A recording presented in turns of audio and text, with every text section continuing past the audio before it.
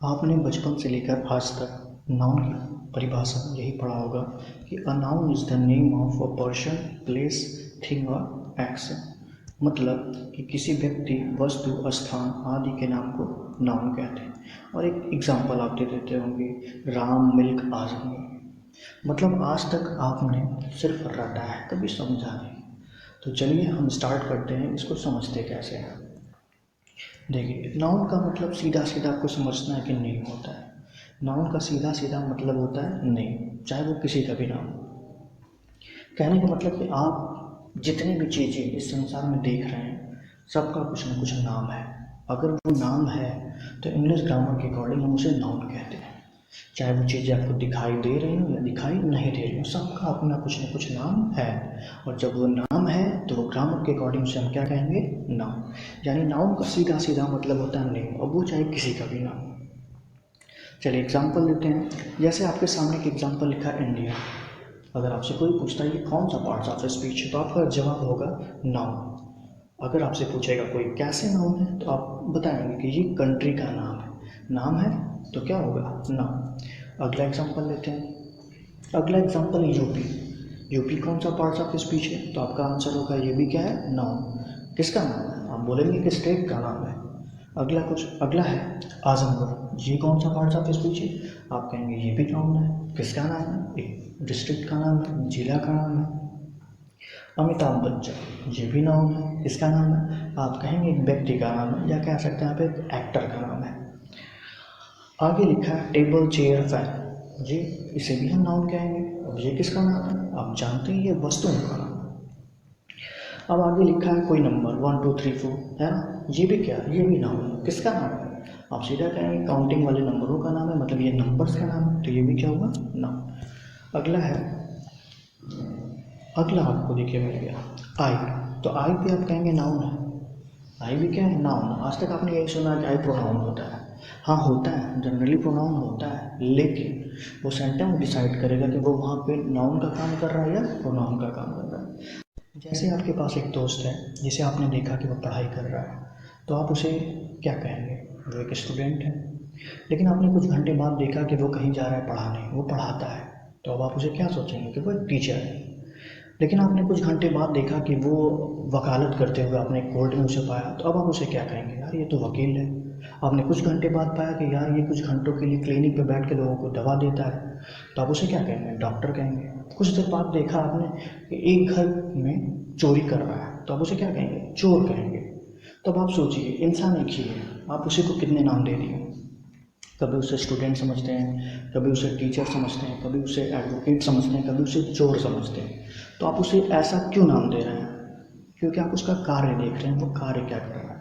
तो इंसान का कार्य देख के ही उसे हम नाम देते हैं। बिल्कुल वैसे ही इंग्लिश ग्रामर में भी ऐसा है कि कौन सा वर्ड किस सेंटेंस में किसका काम कर रहा है, जैसा काम करेगा वैसा उसे हम नाम दे देते हैं। तो बिल्कुल वैसा ही समझिए आई के साथ है। आई सेंटेंस में नाउन का भी काम कर सकता है, प्रोनाउन का भी काम कर सकता है। ये डिसाइड करेगा सेंटेंस, ना कि आप। चलिए अगला एग्जाम्पल देखते हैं। आगे लिखा वी यू दे ही सी। ये नॉर्मली आपको पता है प्रोनाउन है, लेकिन ये डिसाइड कौन करेगा, सेंटेंस। हो सकता है ये सेंटेंस में नाउन के रूप में आया हो, है ना, यानी ये भी क्या है, नाउन। अगर आपसे कोई पूछे ये नाउन है कैसे, तो आप सीधा सीधा कहिए ये नाम है। किसका नाम है, आप कहेंगे ये पर्सनल प्रोनाउन का नाम है। आगे देखिए लिखा है ABCDEFGH, आपने बचपन से ही पढ़ा है, जेड तक। ये भी क्या, ये भी नाम है। किसका नाम है, आप कहेंगे सीधा सीधा लेटर का नाम, या कह सकते हैं अल्फाबेट है, इसे लेके जेड तक लिखा हुआ है, तो ये भी क्या हुआ, नाम। आगे लिखा है टेंस। ये भी क्या है, नाम। किसका नाम है, आप कहेंगे एक चैप्टर का नाम है, टॉपिक का नाम है। आगे लिखा है टाइम एंड वर्क। ये क्या है, ये भी नाम। किसका नाम है, एक चैप्टर का नाम है। आगे लिखा है DAV PG कॉलेज। ये भी क्या है, ये भी नाम है। ये किसका नाम, एक कॉलेज का नाम है। अगला एग्जाम्पल है ताजमहल। ताजमहल, ये भी क्या है, नाउन। किसका नाम है, आप कहेंगे एक बिल्डिंग का नाम है, एक इमारत का नाम है। आगे लिखा है प्रधानमंत्री। ये भी क्या है, नाउन है। किसका नाम है, आप कहेंगे एक पोस्ट का नाम है, पद का नाम है। इसीलिए इसे भी हम इंग्लिश ग्रामर के अकॉर्डिंग क्या कहेंगे, ये भी नाउन है। जनवरी, ये भी क्या है, नाउन है। किसका नाम है, तो आप सीधा कहेंगे एक मंथ का नाम है। रविवार, ये भी नाउन है। किसका नाम है, एक दिन का नाम है, डेज का नाम है। आगे लिखा है बाल विकास। बाल विकास भी क्या है, नाउन है। किसका नाम है, आप कहेंगे एक सब्जेक्ट का नाम है। 2021 ये भी क्या, ये भी नाउन है। किसका नाम? आप कहेंगे कि ईयर्स का नाम, एक सत्र का नाम। अमेरिका ये भी नाउन है। किसका नाम है? आप कहेंगे कंट्री का नाम। इतिहास ये भी नाउन है। किसका नाम है? एक सब्जेक्ट का नाम है। अगला शब्द है हिमालय, ये भी नाम है। किसका नाम है? आप कहेंगे पर्वत का नाम है। अगला शब्द है गंगा, ये भी क्या है? नाउन है। किसका नाम है? आप कहेंगे नदी का नाम है। अगला शब्द है नाउन, ये भी नाउन। किसका नाम है? पार्ट्स ऑफ स्पीच का नाम है। प्रोनाउन ये भी नाउन, वर्ब ये भी नाउन, एडजेक्टिव ये भी नाउन, एडवर्ब ये भी नाउन, प्रीपोजिशन ये भी नाउन, कंजंक्शन ये भी नाउन है, इंटरजेक्शन ये भी नाउन है। क्यों नाउन है? क्योंकि ये सब भी तो पार्ट्स ऑफ स्पीच के नाम है। नाम है तो इसे हम क्या कहेंगे? इंग्लिश ग्रामर के अकॉर्डिंग नाउन ही कहेंगे। अगला टॉपिक है देखिए प्रोनाउन। ठीक है, ओवरऑल आपको समझ में आ गया कि नाउन होता क्या है। नाउन का मतलब सीधा सीधा नेम होता है, यानी नाम, चाहे वो किसी का भी नाम। आप जहाँ बैठ के पढ़ रहे हैं वहाँ पर जितनी भी चीज़ें आपको दिखाई दे रही है सब इंग्लिश ग्रामर के अकॉर्डिंग नाउन है, क्योंकि वो उस चीज़ का क्या है? नाम है। चलिए अगला टॉपिक हम देखते हैं प्रोनाउन। प्रोनाउन क्या होता है? बचपन से लेकर आज तक आपने क्या पढ़ा प्रोनाउन के बारे में? और pronoun is a word used in place of a noun, यानी प्रोनाउन वह शब्द होता है जो नाउन के स्थान पर आता है। एग्जाम्पल आपने क्या देखा? आई, we, he, C, they, you, यही आपने देखा। हमने एक बात आपको बताया कि जो आई लिखा है, we, he, C, they, you, ये सब नॉर्मली प्रोनाउन होता है, लेकिन ये डिसाइड करेगा सेंटेंस, ना कि आप। सेंटेंस डिसाइड करेगा कि वो उस सेंटेंस में नाउन का काम कर रहा है कि प्रोनाउन का काम कर रहा है। चलिए, लेकिन आपको समझना क्या है आज, ये तो रटने वाली बात थी। ठीक है, प्रोनाउन होता है क्या? देखिए, प्रोनाउन दो शब्दों से मिलकर बना होता है। पहला शब्द होता है प्रो, दूसरा शब्द होता है नाउन। प्रो का मतलब होता है के स्थान पर, और नाउन का मतलब होता है नाम। यानी इसका सीधा सीधा मतलब होता है कि नाम के स्थान पर जो शब्द हम यूज़ करते हैं उसी को हम कहते हैं प्रोनाउन। किसकी जगह पे? नाम की जगह पे जो भी शब्द आप यूज़ करेंगे उसको हम क्या कहेंगे? प्रोनाउन। इसका उल्टा मतलब भी आपको समझना होता है, यानी कि प्रोनाउन एक ऐसा शब्द है जिसके अंदर कोई न कोई नाउन छिपा होगा।